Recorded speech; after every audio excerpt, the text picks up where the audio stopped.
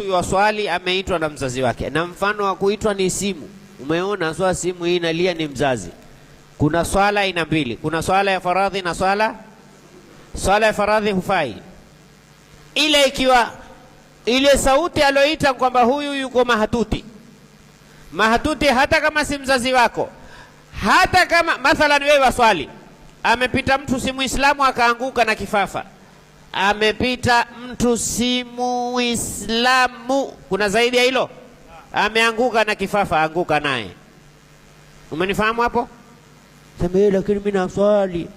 Mungu ameweka kutunga uhai wa mwendani wako ni muhimu kuliko kuzungumza na yeye, na ndio kaona Mwenyezi Mungu katika Qur'an anasemaje? Wakatabna alaihim, anasemaje ile aya? Waman ahyaha fakaannama ahya an-nasa. Kumuua mtu ni kuwaua wote, na kuihuisha nafsi kuihuisha watu wote. Unaona? Kama hii Mungu kwake hakuna kitu. Na kama nyinyi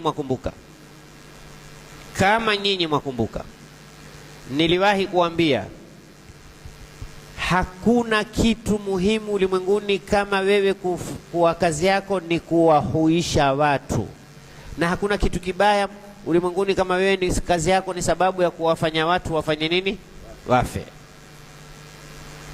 Yani Waarabu katika kitu walokifanya cha makosa kikubwa ni kusababisha Gaza kupigwa. Ile ndo kitu sijui hata unakujitetea nini kwa Mungu,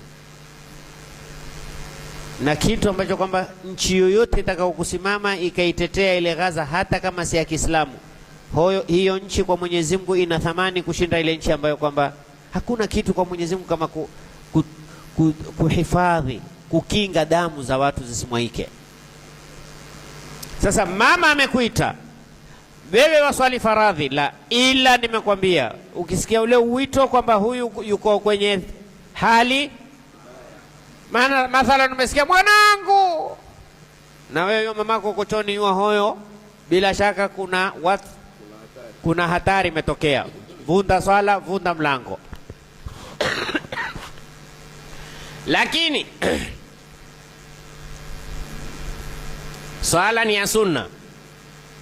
Amekuita Izuddin, labek, wala usifikirie ntaka ukwayu, usinene basi mama nawe ukwayu tu. Ni mama. Ni nani? Mama. Basi tulikuwa mmesikia kinya. Ila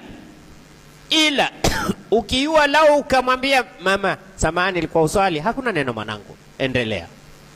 Lakini ukajua ule mama baba ndio ukamwambia kisha hata kama ulikuwa uswali ndio tabia yako hiyo, usitafute maneno.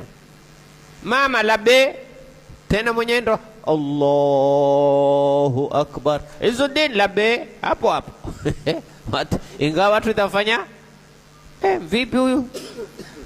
Ni mama. Sasa wewe fikiria, waswali, mamako amekuita ukaambiwa fanya nini? Vunda swala. Haki wewe umeitwa na bebi na mamako amekuita. Yaki utalikuta jana ya ume halina adabu, atukwambia naja kidogo wife anita. Pumbavu.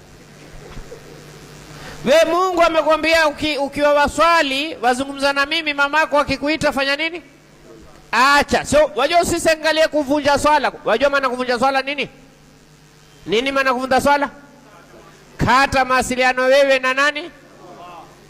Wewe wazungumza na simu na baby wako. Yes baby.